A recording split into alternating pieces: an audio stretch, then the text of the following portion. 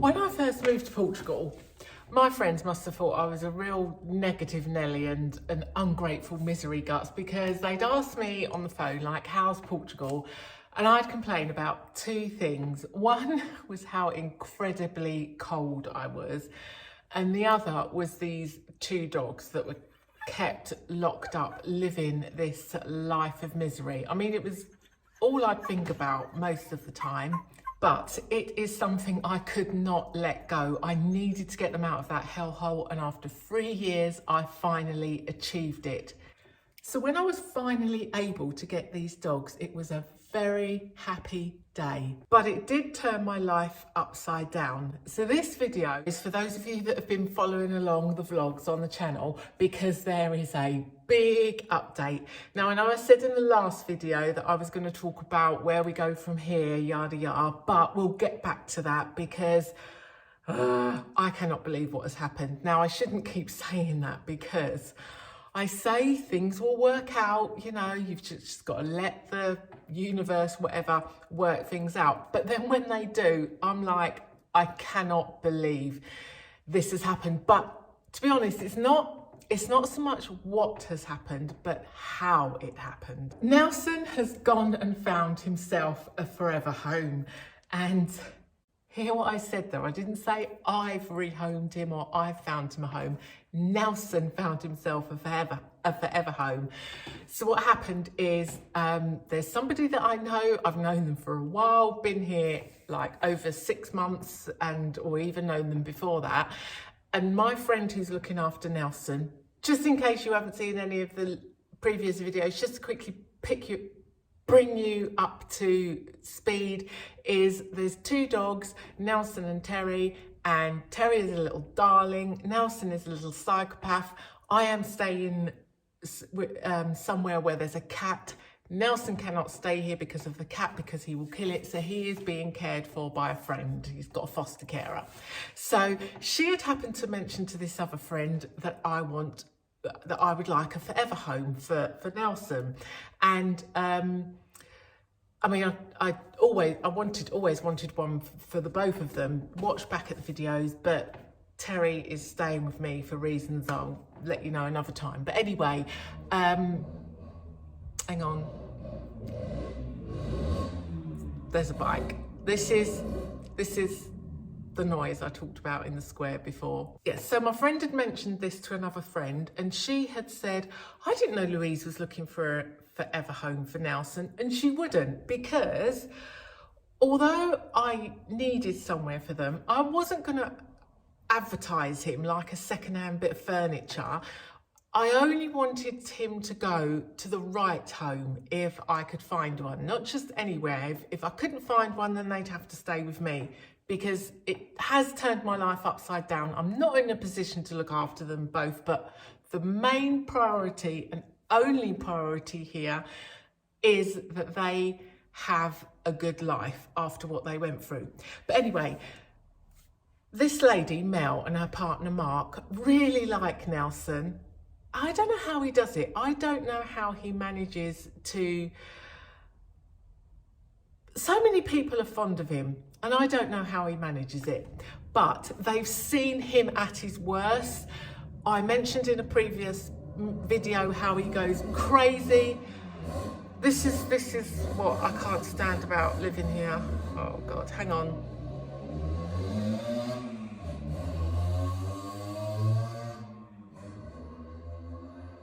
So as I was saying, they had seen Nelson at his worst. In a previous vlog, I'd explained how crazy he goes, or showed, when another dog walked past. They had been on the receiving end of that. They had also seen now one of Nelson's psychopathic moments, but they really liked him. But that's not the thing. Nelson was escaping for the garden, going out the back, and it just wasn't far, over to their house, and just turning up at their house. Now, they have a rescue dog who they have actually been through very similar with their street dog as what I have with Nelson, who doesn't get on with other dogs. But him and Nelson, best buddies. So Nelson's turning up at their house. The other thing is, they had said they wasn't really looking for another dog. They wouldn't mind another dog, but only if a dog found them. Well, I'm thinking the same thing about home in Nelson. I only want a home if kind of like just the right home turns up. So bingo snap, there we have it. But Nelson chose them. I don't think any of us had a say in the matter. So what was happening? Nelson started turning up more and more at their house. The other day I was late walking him because I go up and get him and take him for a walk with Terry every day. I was a bit late. I happened to meet Mel and Mark, the couple that are taking him, and they said, oh, Nelson's already visited us this morning. So just because I was a bit late, he'd taken himself over there early in the morning. But, oh, you couldn't make it up. It's a match made in heaven. They're the perfect home for him.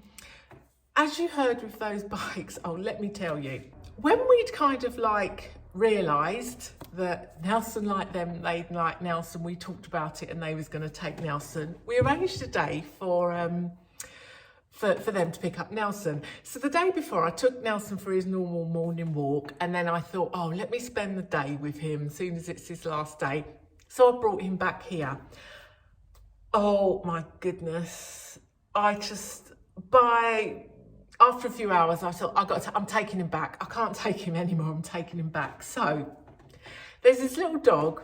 I mean, there's loads of things. So there's the cat here. So obviously the cat, Nelson's just like, oh, the cat, wanting to get the cat, just constantly like wants to get to the cat. So I had to tie him up. Then there's this little dog that lives here. I call him the mayor because he thinks he's in charge of the square. So every time me and Terry come out, this little dog's got to come out. He's got to see, right, where you going? And when we come back, oh, where have you been? I've got to see what's going on here. You know, cocking up his leg, making sure he just leaves his scent every time we walk in and out to let us know this is his square, he's in charge. Terry's fine. Oh, he's such a sweet boy. He's so easygoing. Nelson now, if Nelson lived here with me, it would be bedlam every time I needed to get in and out with that little dog and his attitude. He's got just as much attitude as Nelson. But anyway, so he's obviously, because he knows everything what goes on, because he's the mayor of the square, has seen Nelson, knows Nelson's come into the house. So I've got these gates, these driveway gates with a bit of a gap underneath. So he's looking under the gap, and another dog actually that lives here. So he's carrying on at Nelson. Nelson's carrying on at him back. There's another dog just opposite that's barking, and Nelson's barking at that dog. Then the tool sharpening man came, so the driveway gates were open because I was getting my shears sharpened, and then a dog went past, and Nelson, next thing I hear is the piece of furniture that Nelson's tied to fly across the courtyard. And I just thought, that's it, I've had enough. I'm taking him back. But they were in for a treat that evening, because it was Nelson's last evening with us, or evening walk with us, and he's only around the corner. We can still see him. I thought I'd take him to the beach, and we had a lovely last evening on the beach. Nelson absolutely, to be honest, does he love the sea? Well, he runs towards it. But like I said, Nelson will attack anything that moves, and that includes the Atlantic Ocean waves. But we had a lovely evening on the beach. The next day, Nelson was being collected. So I turn up, Mel, his new guardian, is there, but Nelson isn't. So earlier on, her partner Mark says, oh, you've collected Nelson already? You're back already? She says, no, I haven't left yet. She'd opened the door to leave to go and collect Nelson. Nelson's sitting there, looking up at her outside the front door. I mean, you couldn't make this stuff up. You just couldn't make it up. I mean, he chose them. He had decided, you know what? This is what I think I'll move in here. He gets on with their dogs. They're fond of him. He's obviously fond of them. It's unlike here. Well, he doesn't live here anyway, but if it was somewhere like this, it's a nice, quiet, I mean, here there's way too much stimulation. There's obviously the mayor, the dog over the road, there's cats wandering around, there's bikes, there's cars. I live right next door to a cafe, 2 cafes actually. way too much stimulation for Nelson. Their place is right on the edge of the village. You just step out and you're in the lovely woods where I walk the dogs as well. It's quiet, they've got a nice secure courtyard. Nelson likes company, so he's got their company, he's got another dog for company. Anyway, that's the news. I just wanted to bring you up to speed. I just wanted to tell you, the thing is, I'm probably not getting it across just quite how unbelievable it is, because I mean, you just, as it all unfolded, it was just you couldn't wish for anything better. I mean, I couldn't have even manifested that. If I'd have wished for that, I would have thought, oh, you're being a bit greedy, wishing for everything to be perfect, because they are just a lovely family, the perfect family for Nelson to go to. And so I've got to tell you, so also when Mel come to pick up Nelson, she said, "No, are you sure you want us to, home him to come and live with us?" And I said, I relayed what had happened the day before and I had to bring him back. And I just thought and said, "Are you sure? You know what Nelson's like. Are you sure you want Nelson to come and be part of your family?" But it's just all worked out so nicely. Now, the other thing in all of this, which just melts my heart, is when I first met those dogs, one of the things was, because where I lived, the reason why they were so close to me, kind of like in my garden, so to speak, because it was a big kinter that had been sort of chopped up into apartments, and there was, different people living in the building. So the people that owned the dogs were my neighbours, but it was our shared garden. This is why they were so close, and I'd step out my door and there they'd be. So I couldn't just let them live like that. That's why I started walking them. That's how I got to know they were such beautiful little souls, and that's why I couldn't let them carry on living that life of hell. But the thing was, there were all these other people, all the other neighbours, these other people living there. And I used to think, because some of them had dogs as well. And I used to think, does nobody else feel sorry for these dogs? Does nobody else see that this is not okay, that these dogs are just living?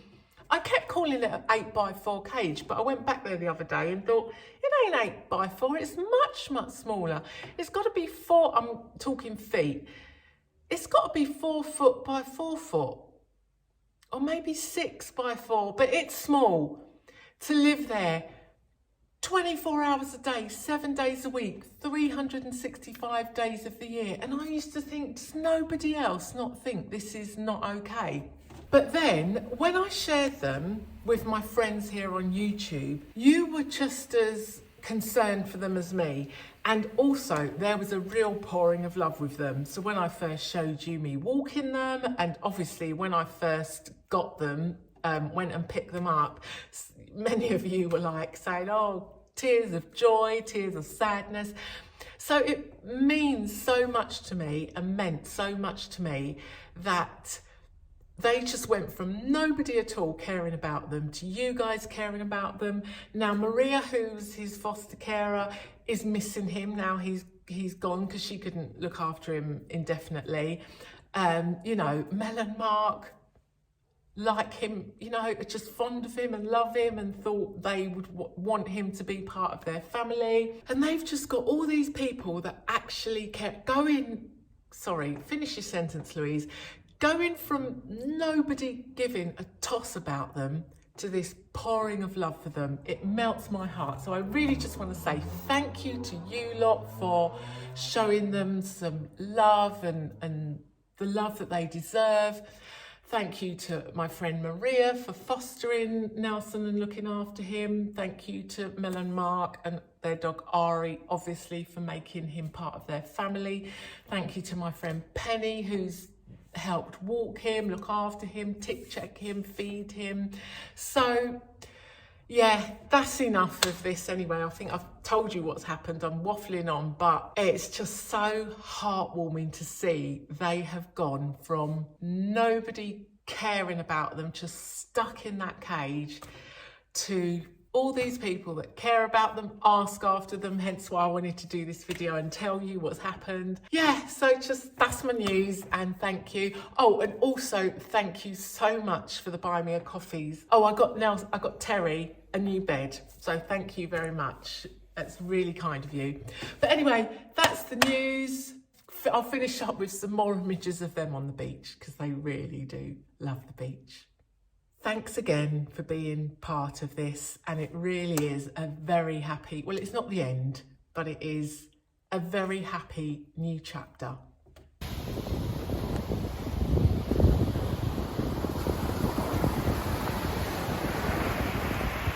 He's such an idiot, isn't he, Terry? He's got so much attitude.